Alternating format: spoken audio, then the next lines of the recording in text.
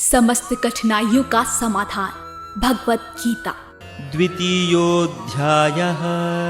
अथ चैनं नित्यजातं नित्यं वा मन्यसे मृतं तथापि त्वं महाबाहो नैवं शोचितुमर्हसि। किंतु यदि तुम ये सोचते हो कि आत्मा सदा जन्म लेता है तथा सदा मरता है, तो भी हे महाबाहु, तुम्हारे शोक करने का कोई कारण नहीं है। सदा से दार्शनिकों का एक ऐसा वर्ग चला आ रहा है जो बौद्धों के ही समान ये नहीं मानता कि शरीर के परे भी आत्मा का स्वतंत्र अस्तित्व है। ऐसा प्रतीत होता है कि जब भगवान कृष्ण ने भगवत गीता का उपदेश दिया तो ऐसे दार्शनिक विद्यमान थे और लोकायतिक तथा वैभाषिक नाम से जाने जाते थे। ऐसे दार्शनिकों का मत है कि जीवन के लक्षण भौतिक संयोग की एक परिपक्व अवस्था में ही घटित होते हैं। आधुनिक भौतिक वैज्ञानिक तथा भौतिकवादी दार्शनिक भी ऐसा ही सोचते हैं। उनके अनुसार शरीर भौतिक तत्वों का संयोग है और एक अवस्था ऐसी आती है जब भौतिक तथा रासायनिक तत्वों के संयोग से जीवन के लक्षण विकसित हो उठते हैं। नृत्वित्व विज्ञान इसी दर्शन पर आधारित है।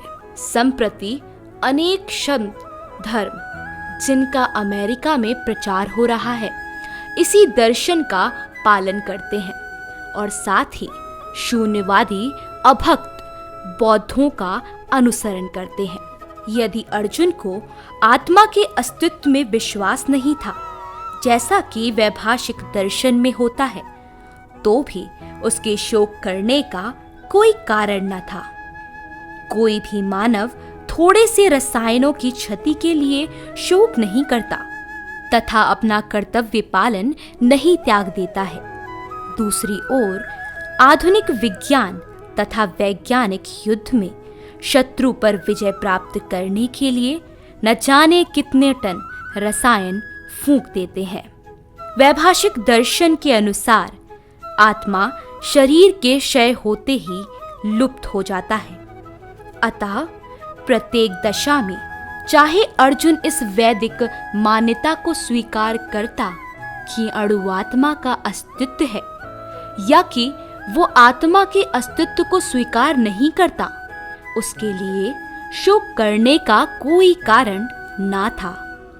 इस सिद्धांत के अनुसार चूंकि पदार्थ से प्रत्येक क्षण असंख्य जीव उत्पन्न होते हैं और नष्ट होते रहते हैं, अतः ऐसी घटनाओं के लिए शोक करने की कोई आवश्यकता नहीं है। यदि आत्मा का पुनर्जन्म नहीं होता तो अर्जुन को अपने पितामह तथा गुरु के वध करने के पाप फलों से डरने का कोई कारण न था। किंतु साथ ही कृष्ण ने अर्जुन को व्यंग्यपूर्वक महाबाहु कहकर संबोधित किया, क्योंकि उसे वैभाषिक सिद्धांत स्वीकार नहीं था जो वैदिक ज्ञान के प्रतिकूल है। क्षत्रिय होने के नाते अर्जुन का संबंध वैदिक संस्कृति से था और वैदिक सिद्धांतों का पालन करते रहना ही उसके लिए शोभनीय था।